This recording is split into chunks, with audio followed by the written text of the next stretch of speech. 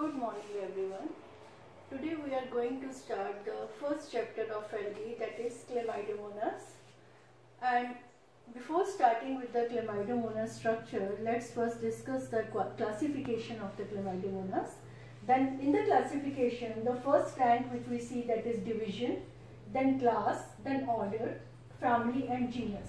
Division of the Chlamydomonas is Chlorophyta, class Chlorophyceae, order Volvocaves, and family Chlamydomonaceae, and genus is Chlamydomonas. As we can see over here, the division is ending with phyta, and this is the universal pattern. That division always ends with phyta, class always ends with Phyceae, order ends with ales, and family ends with Aceae. This is the pattern which is universal all over the world.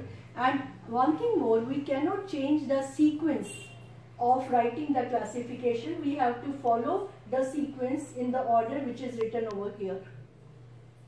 Then we have the next thing, that is habitat, or in other words we can say the occurrence of the plant. Habitat means the surroundings in which the plant lives. So we can say more than 50 species of Chlamydomonas all over the world, which are usually aquatic. They occur in the water bodies like ponds, rivers, lakes, etc. And free flowing algae, we can say, which is the most primitive kind of algae, that is Chlamydomonas. And now Chlamydomonas occurs on the land also. That means we have terrestrial species also in Chlamydomonas, which are occurring on the moist areas near the banks of the water bodies like ponds, lakes, etc.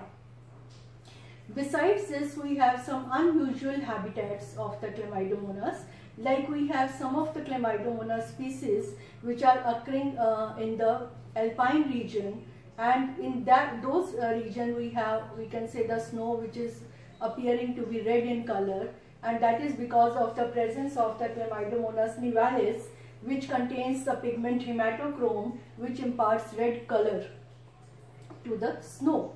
Then we have some of the species like Chlamydomonas halophila, which occurs in saline water. In India, it is represented by 18 species, and most common species of Chlamydomonas are Chlamydomonas monadinana and Chlamydomonas grandistigma. These are some of the common species which are occurring in India. To the thallus of the Chlamydomonas.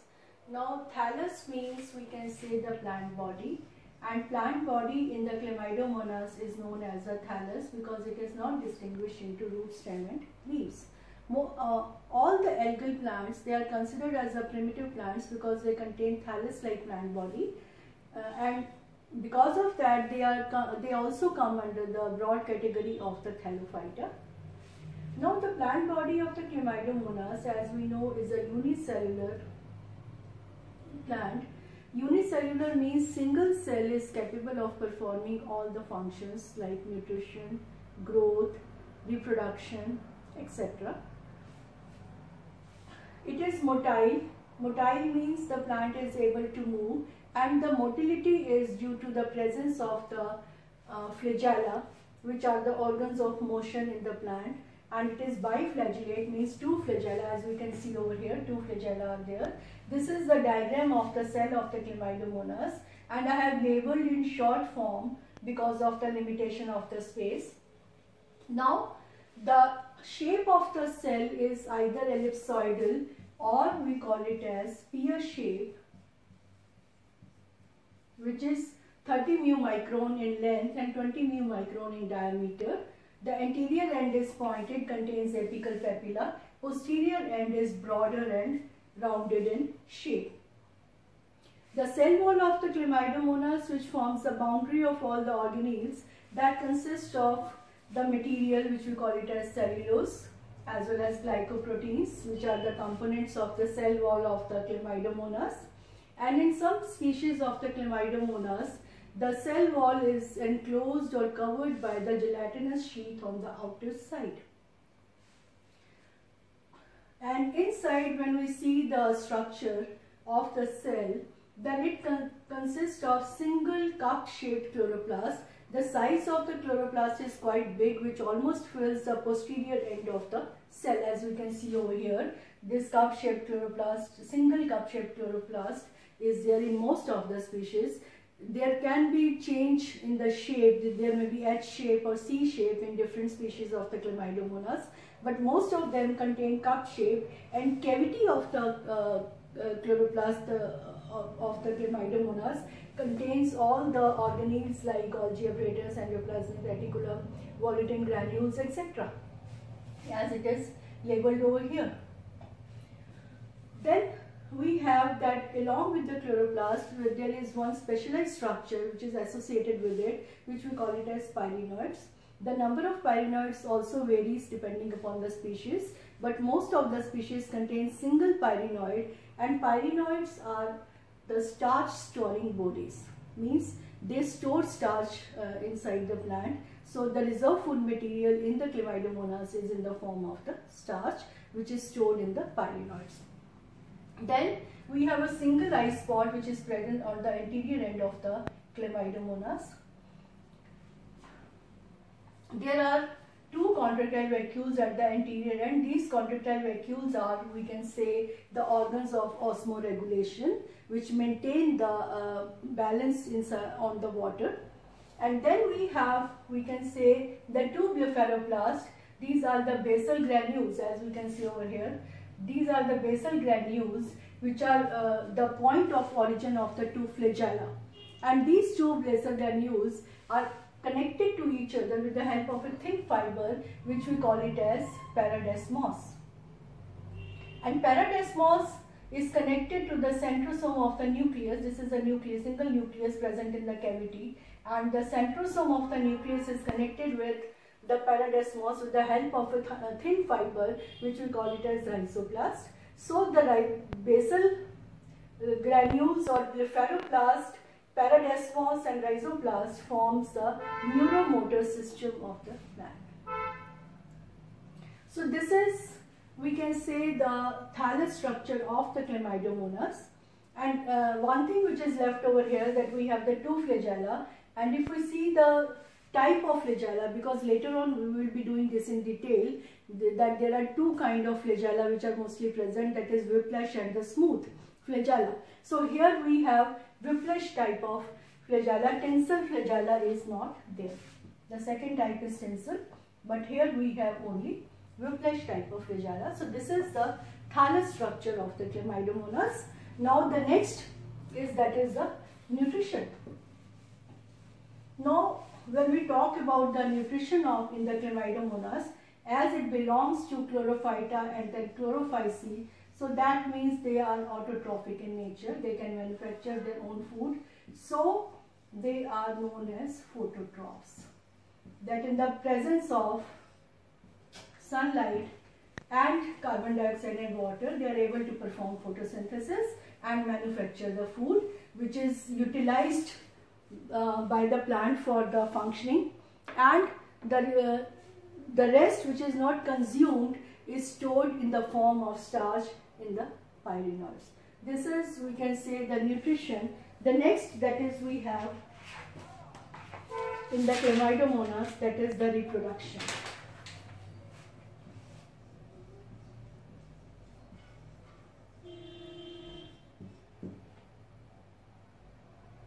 Chlamydomonas reproduces by asexual as well as sexual methods. First we will take up the asexual methods, and in the asexual method, the most common method, we can say, that is the formation of zoospores.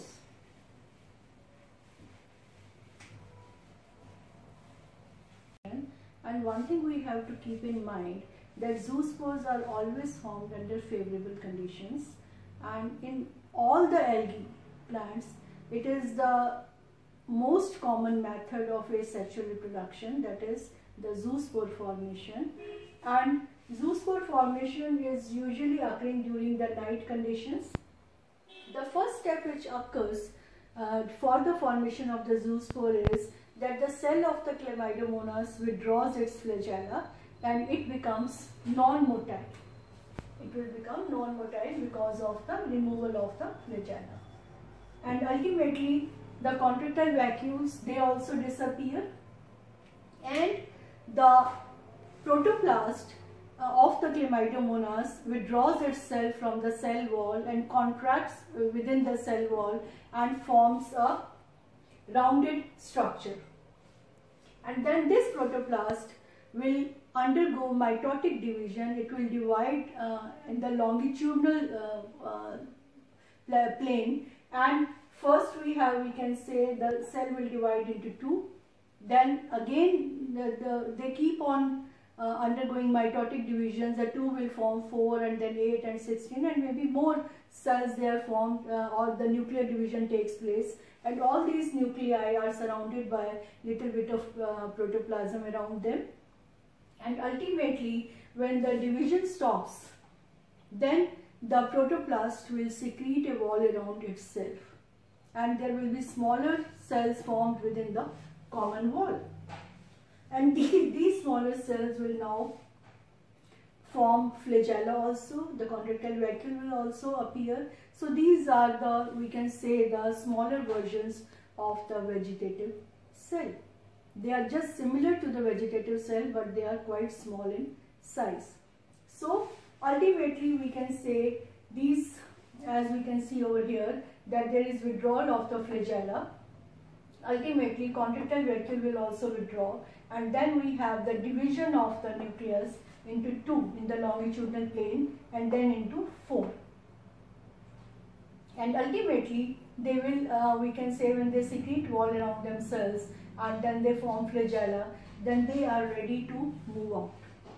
So the gelatinization of the cell wall will take place, and the newly formed zoospores, they will come out, and these zoospores, after coming out from the parent cell wall, they will increase in size, and now they are a complete, we can say, vegetative cell, and they are ready for production of new zoospores within 24 hours.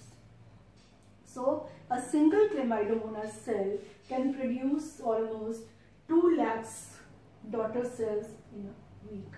So this is the one type of reproduction, that is the formation of the zoospore. Next, that is the second type of reproduction, that is we have the formation of aplanospores.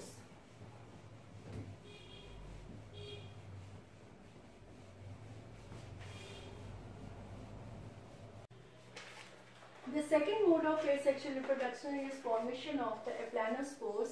Aplanospores are also known as the non-motile spores, because the protoplast of the Chlamydomonas cell will withdraw itself, and they will withdraw their flagella also. And aplanospore production occurs during unfavorable conditions, when we have conditions like drought, etc. And the protoplast will divide into 2 to 16 daughter protoplasts. And all these protoplasts, they will secrete a very thin wall around themselves to pass over the unfavorable conditions. And once the favorable conditions come, then they can develop flagella or get converted into zoospores, and they come out by the dissolution of the parental cell wall, and then they can act as a new complete cell by increasing their size. Another thing which happens during the aplanospore production is then there is thick secretion of thick wall around themselves, and this thick walled cells, they are then known as the hypnospores. Hypnospores are also non-motile spores. Another form of asexual reproduction is by the formation of the Pamela stage. Pamela stage occurs under unfavorable conditions, but not very dry conditions. Not drought-like conditions are there in the case of the Pamela stage, and here the protoplast will divide into 4 to 8 daughter cells, and then parental cell wall will gelatinize, and all the daughter we can say cells, they appear to be forming a colonial form, and these colonies are which are present in a common gelatinous wall, that is known as the Pamela stage. And once the conditions become favorable, then also these cells, they will develop flagella and they will get converted into the typical Chlamydomonas cell or the complete plant in itself. Now the next form of reproduction is the sexual reproduction.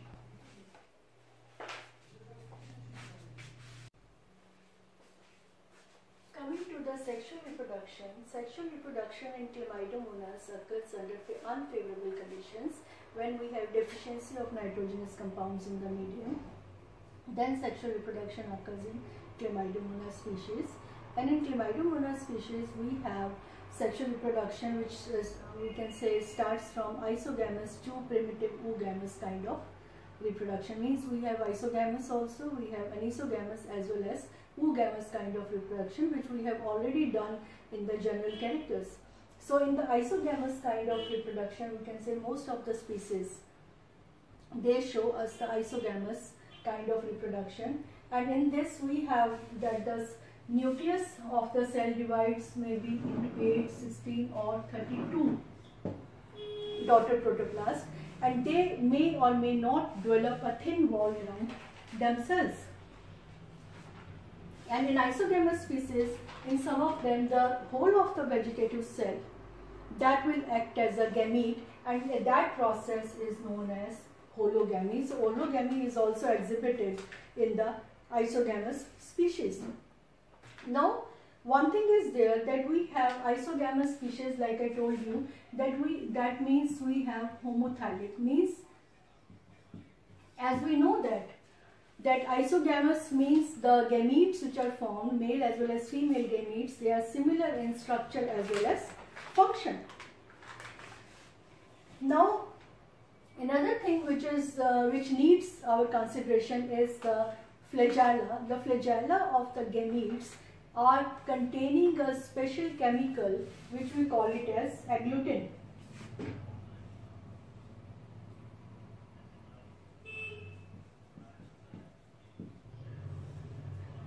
These are not present on the flagella of the vegetative cells. Only the gametes, they carry this chemical which is present on the different stains, because it is due to this we can say, or in other words, the chemotactic attraction, due to which the two gametes, they will come close to each other. Because in heterothallic species we have the positive and the negative stains coming close to each other due to the presence of the agglutins.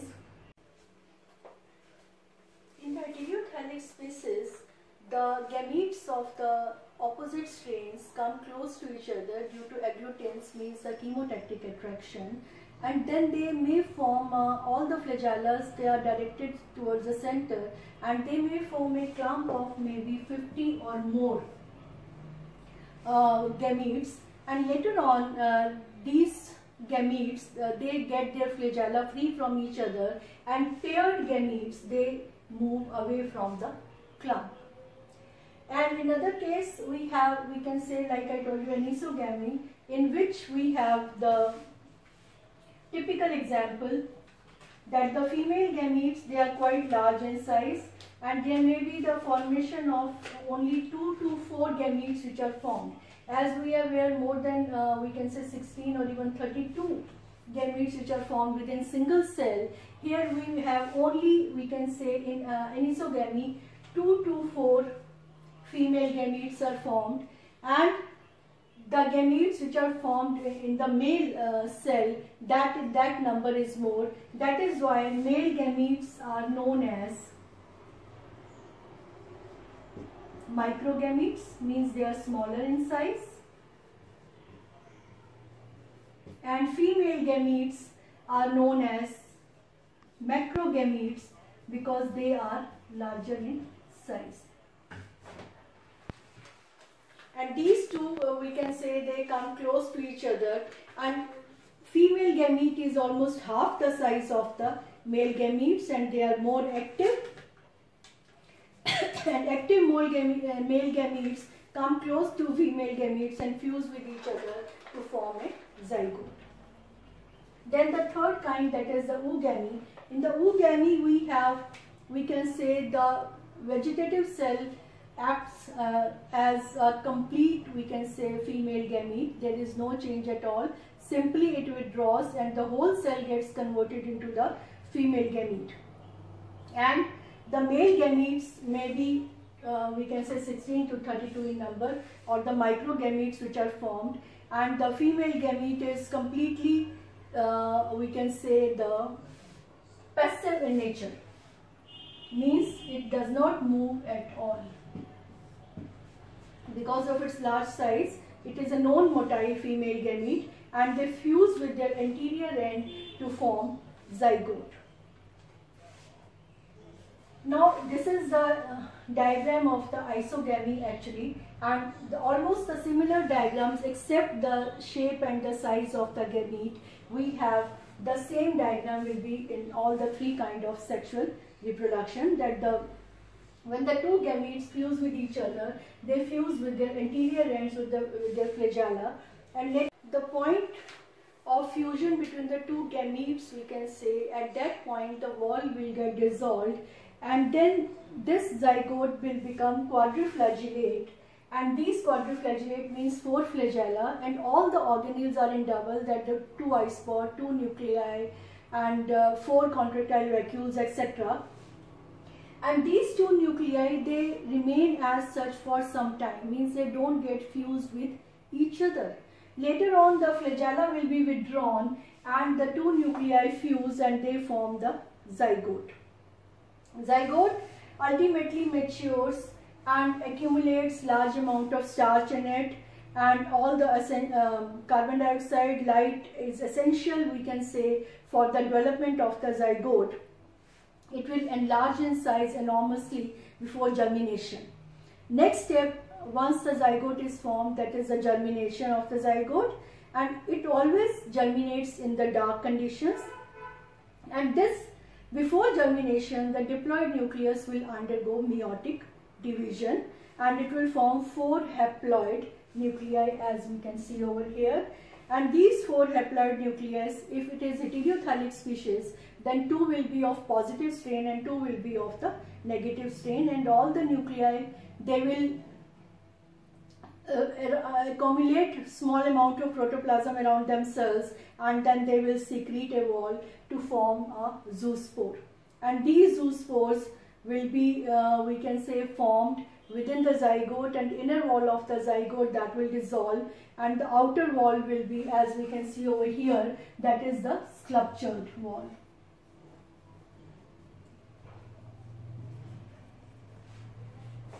This sculptured wall will ultimately, we can say, get dissolved and the zoospores, they will come out. So Chlamydomonas, we can say, sexual reproduction is controlled by certain factors, like I told you that the nitrogen content is low, it is deficient in the medium. Secondly, the light as well as temperature play a very important role in the sexual reproduction, that we have, we can say, if there is high light intensity, then the large number of zygotes are formed as compared to the low light intensity.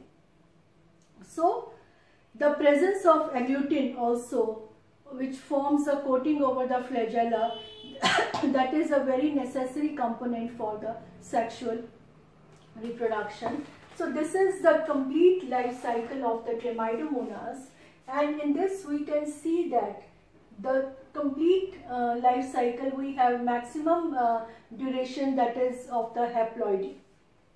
Yes, the cell is haploid, the gametes are haploid, the only diploid condition we find here in zygote. So this kind of life cycle where the haploidy predominates over the diploidy, we call it as haplontic life cycle.